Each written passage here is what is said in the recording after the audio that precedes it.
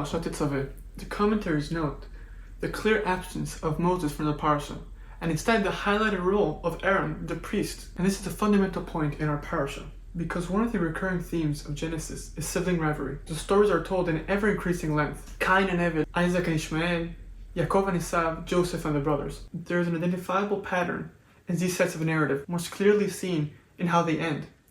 Cain and Abel ends with murder. Yitzchak and Ishmael, though they grew up apart, are seen together in Abraham's funeral. Yaakov and Esau meet and go to separate ways. Joseph and his brothers reconcile and live together in peace. Genesis is telling us a story of great consequence. Fraternity is not simple or straightforward. It is often fraught with conflict and contention. Yet slowly, brothers can learn to live together. On this note, Genesis ends, but it is not the end of the story. The drama has a fifth act, the relationship between Aaron and Moses. Here, for the first time, there's no hint of sibling rivalry.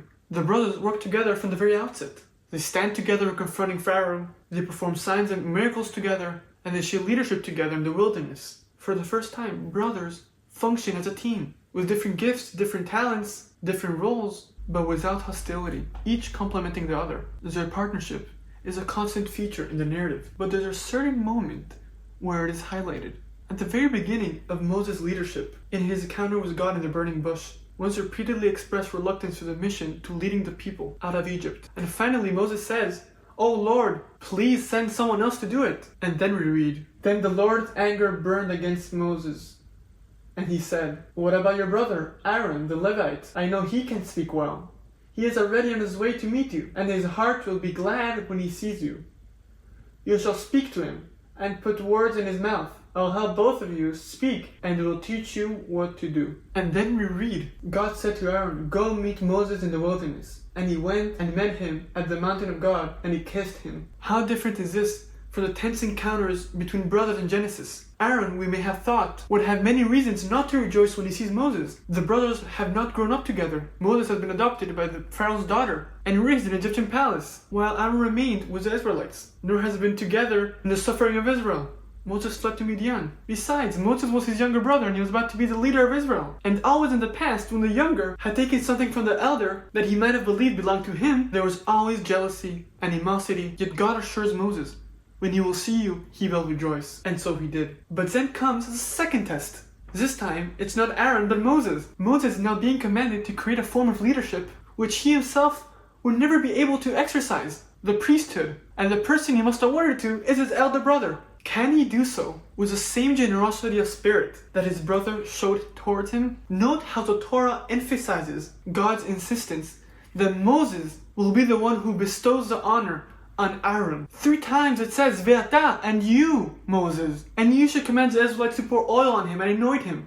And you shall draw Aaron and his sons close to you to serve me as priests. And you shall speak to all the skilled craftsmen whom I endowed with a spirit of wisdom, and asks them to make vestments for Aaron. Moses must show the people and Aaron himself that he has the humility needed to make space for someone else, to share the leadership of the people with someone else. Someone whose strengths are not his, whose rule is different from his. Someone who may be more popular, closer to the people than Moses is. And in fact, Aaron turned out to be. And this is where our sages said, "Who is honored? The one who honors others." Aaron honored his younger brother. That's why Moses, in this week's parasha, is told, "Make sacred garments for your brother Aaron to give him honor and splendor." To this very day, the Kohen is honored by being first to be called up to the Torah that Aaron's younger brother, Moses, gave to the Jewish people. The story of Aaron and Moses is the 5th act of the biblical drama of brotherhood. It is where finally fraternity reaches its heights. As the psalm says,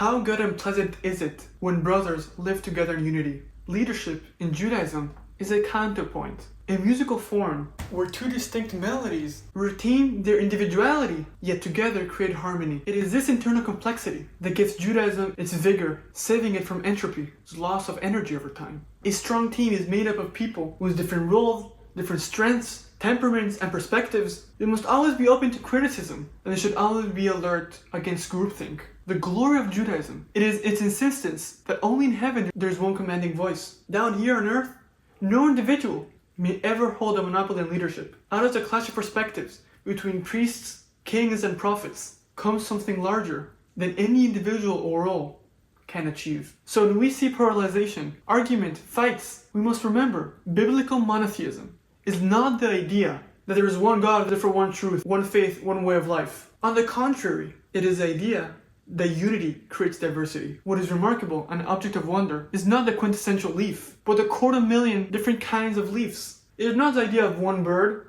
but that there are 9,000 species of birds. It is not the one meta-language, but the 6,000 languages spoken today. Judaism is about the miracle of unity that creates diversity. Shabbat Shalom.